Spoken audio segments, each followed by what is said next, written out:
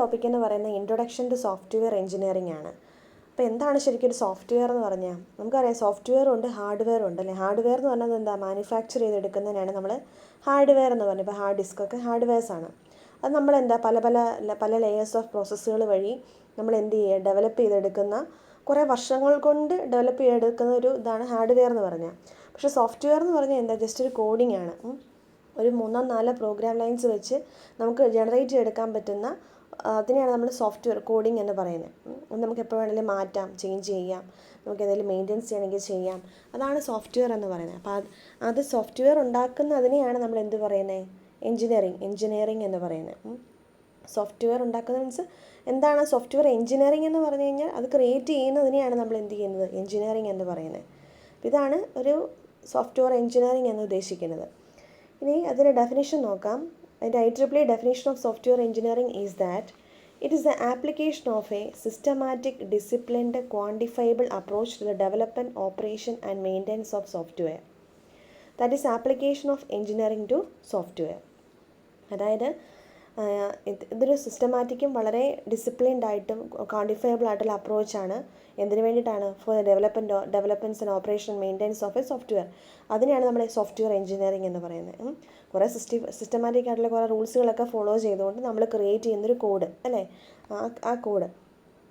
ആ കോഡിനെ നമുക്ക് വേണമെങ്കിൽ ഡെവലപ്പ് ചെയ്യാം, അതിനെ നമുക്ക് ഓപ്പറേഷൻ ചെയ്യാം. അതുപോലെ തന്നെ അതിനകത്ത് എന്തെങ്കിലും മെയിൻ്റെനൻസ് ഉണ്ടെങ്കിൽ മെയിൻ്റെനൻസ് നടത്തി നമുക്ക് വീണ്ടും എന്ത് ചെയ്യാം, റീയൂസ് ചെയ്യാം, അല്ലെങ്കിൽ എന്തെങ്കിലും കാര്യങ്ങൾക്ക് വേണ്ടി നമുക്ക് എന്ത് ചെയ്യാം, യൂസ് ചെയ്യാം. അപ്പോൾ ആ ഒരു പ്രോസസ്സിനെ മൊത്തത്തിൽ വിളിക്കുന്ന പേരാണ് എന്ത്, software engineering. That is A definition of software engineering. It applies engineering principles, methods and tools to develop software in systematic manner. അതുപോലെ തന്നെ it supports team work, planning, documentation, testing and maintenance to ensure the successful software development throughout its life cycle. It helps create software that meets our user requirements while ensuring reliability, security, efficiency and maintainability. അപ്പോൾ എന്താണ് ഈ software engineering? അതിൻ്റെ ഭാഗമായിട്ട് വരുന്ന കുറേ കാര്യങ്ങളാണ് പറഞ്ഞിരിക്കുന്നത്. അതായത് നമുക്കറിയാം ഈ ഒരു സോഫ്റ്റ്വെയർ എഞ്ചിനീയറിംഗ് എന്ന് പറയുമ്പോൾ ഒരു സോഫ്റ്റ്വെയർ ഡെവലപ്പ് ചെയ്യണമെങ്കിൽ കുറേ പ്രിൻസിപ്പിൾസും മെത്തേഡ്സും ടൂൾസും, നമുക്കറിയാം ഒരു ടൂളിൻ്റെ പേര് പറയുകയാണെങ്കിൽ നമ്മൾ തന്നെ നമ്മുടെ കമ്പ്യൂട്ടറിനകത്ത് ഒരുപാട് ടൂൾസ് യൂസ് ചെയ്തുകൊണ്ടാണ് നമ്മൾ എന്ത് ചെയ്യുന്നത്, ഒരു സോഫ്റ്റ്വെയർ ഡെവലപ്പ് ചെയ്തെടുക്കുന്നത് അല്ലേ. ഡെവലപ്പിംഗ് അപ്പം ആ ഒരു സിസ്റ്റമാറ്റിക് മാനറിലാണ് നമ്മളെപ്പോഴും എന്ത് ചെയ്യുന്നത്, ഒരു സോഫ്റ്റ്വെയറിനെ ഡെവലപ്പ് ചെയ്ത് കൊണ്ടുവരുന്നത്. അതിന് കുറേ പ്രിൻസിപ്പിൾസ് ഉണ്ടായിരിക്കും, കുറേ റൂൾസ് ഉണ്ടായിരിക്കും. ചിലപ്പോൾ നമ്മളിപ്പം ഒരു നോർമൽ C പ്രോഗ്രാമിൻ്റെ ഹാഷ് ഇൻക്ലൂഡ് അങ്ങനെ കുറേ കാര്യങ്ങൾ അതിനകത്ത് എഴുതി കൊടുക്കുന്നുണ്ട്. അപ്പം അങ്ങനെ കുറേ മെത്തേഡ്സ് അത് ഫോളോ ചെയ്യുന്നുണ്ടായിരിക്കും. അതുകൂടാതെ തന്നെ കുറേ ഒത്തിരി പ്ലാനിങ്, ഡോക്യുമെൻറ്റേഷൻ, അതുപോലെ ടെസ്റ്റിംഗ്. നമുക്കറിയാം ഒരു എറർ വന്നാൽ നമ്മൾ വീണ്ടും അതിന് എറർ കറക്റ്റ് ചെയ്തുകൊണ്ടിരിക്കും. കറക്റ്റ് ചെയ്ത് വീണ്ടും മോഡിഫൈ ചെയ്തുകൊണ്ടാണ് നമ്മൾ ആ ഒരു പ്രോഗ്രാം കറക്റ്റ് ഔട്ട്പുട്ടിലേക്ക് എത്തിക്കുന്നത്. അതുപോലെ തന്നെ ഇതിനെ മെയിൻറ്റെയിൻ ചെയ്യണം. നമുക്ക് ലൈസൻസും കാര്യങ്ങളൊക്കെ നമ്മൾ കേട്ടിട്ടുണ്ട്. അപ്പോൾ ഒരു സോഫ്റ്റ്വെയർ നമ്മൾ എപ്പോഴും എന്ത് ചെയ്യണം, മെയിൻറ്റെയിൻ ചെയ്യുകയും ചെയ്യണം. പിന്നെ ഇതൊരു ടീം വർക്കാണ്, പ്ലാനിങ് ആണ്. ഇതൊക്കെ സോഫ്റ്റ്വെയറിൻ്റെ ഭാഗമായിട്ട് വരുന്ന കാര്യങ്ങളാണ്.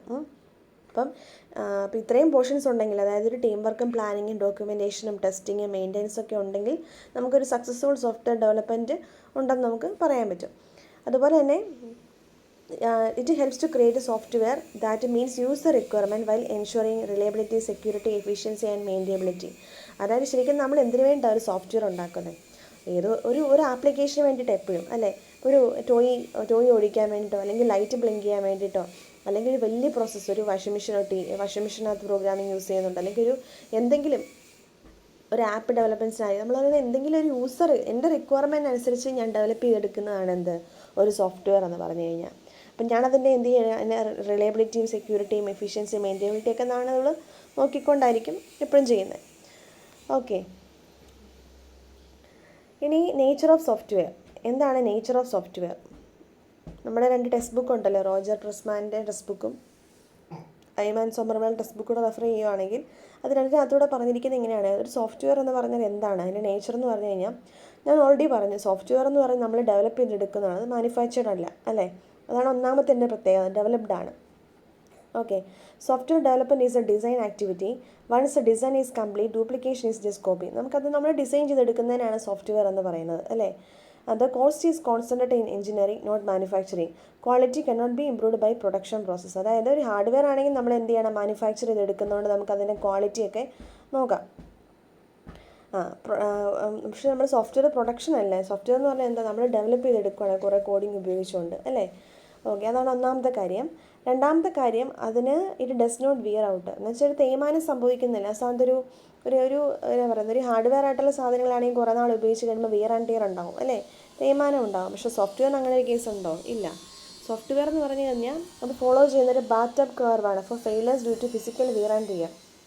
Software does not wear out. Software എന്ത് ചെയ്യുന്നില്ല, വിയർ ഔട്ട് ആവുന്നില്ല. പക്ഷേ ഹാർഡ്വെയറിന് എന്തുണ്ട്, ഒരു ബാറ്റപ്പ് കർവ് ആയിട്ടുള്ളൊരു വിയർ ഔട്ട് ഉണ്ട് എന്നാണ് ഉദ്ദേശിച്ചത്.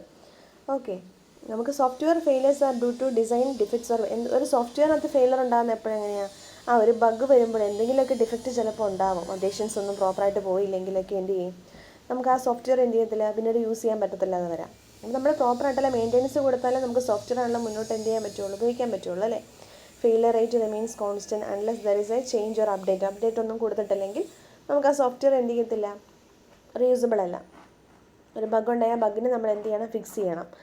അടുത്തത്, the most software is custom build. Custom build എന്ന് പറഞ്ഞാൽ നമ്മുടെ കസ്റ്റമർ എന്താണോ പറയുന്നത് അതിൻ്റെ ആപ്ലിക്കേഷൻ ലെവലിൽ നമുക്ക് എന്ത് ചെയ്യാൻ പറ്റും, ഡെവലപ്പ് ചെയ്തെടുക്കാനും മെയിൻറ്റെയിൻ ചെയ്യാൻ പറ്റുന്നൊരു കാര്യമാണ് നമ്മുടെ സോഫ്റ്റ്വെയർ എന്ന് പറയുന്നത്. Unlike hardware components which are mass produced, most software is custom engineered for specific customer requirement. Reusability is low. Each new project involves significant design and analysis effort, leads to higher cost and longer development time. അതായത് ഒരു സോഫ്റ്റ്വെയറിന് high cost, നമ്മൾ കേട്ടിട്ടുണ്ട് ചില സോഫ്റ്റ്വെയറൊക്കെ ഒത്തിരി ലക്ഷം രൂപ കൊടുത്താൽ മാത്രമേ നമുക്ക് വാങ്ങിക്കാൻ പറ്റുള്ളൂ. അപ്പം ഹയർ കോസ്റ്റാണ്, പിന്നെ ഡെവലപ്പിംഗ് ടൈമും കുറേ കൂടുതൽ. നമ്മുടെ കസ്റ്റമറിൻ്റെ ആവശ്യത്തിനനുസരിച്ച് നമ്മൾ പ്ലാൻ ചെയ്തെടുക്കുന്ന ഒരു പ്രോജക്റ്റ് ഒന്നാണ് എന്ത്, സോഫ്റ്റ്വെയർ എന്ന് പറയുന്നത്. പിന്നെ സോഫ്റ്റ്വെയർ ഈസ് ഇൻടാഞ്ചിബിൾ അല്ലെങ്കിൽ ലോജിക്കൽ എലമെന്റ് എന്ന് പറയും. കാരണം അത് ഫിസിക്കലി ഉള്ളൊരു പ്രോഡക്റ്റ് അല്ല, നമുക്ക് കുറേ സെറ്റ് ഓഫ് പ്രോഗ്രാംസ് അല്ലെങ്കിൽ ഡോക്യുമെൻറ്റേഷൻ ആണ് എന്ത്, ഒരു സോഫ്റ്റ്വെയർ എന്ന് പറയുന്നത്. നമുക്കതുകൊണ്ട് അതിൻ്റെ ക്വാളിറ്റിനെ നമുക്ക് എന്ത് ചെയ്യാൻ പറ്റത്തില്ല, ഇത് quality cannot be judged by visual inspection. It can only be evaluated by executing it and testing becomes critical. Testing എന്ന് പറയുന്ന പ്രോസസ്സ് ഈസ് വെരി ക്രിട്ടിക്കലാണ് for the case of a software എന്ന് പറയുന്നത്. നമുക്കത് വിഷ്വലി കണ്ട് എറർ കണ്ടുപിടിക്കാൻ പറ്റില്ല, നമ്മളത് ടെസ്റ്റ് ചെയ്ത് മാത്രമേ എന്ത് ചെയ്യുള്ളൂ, ഇവാലുവേഷൻ ചെയ്യാൻ പറ്റുള്ളൂ.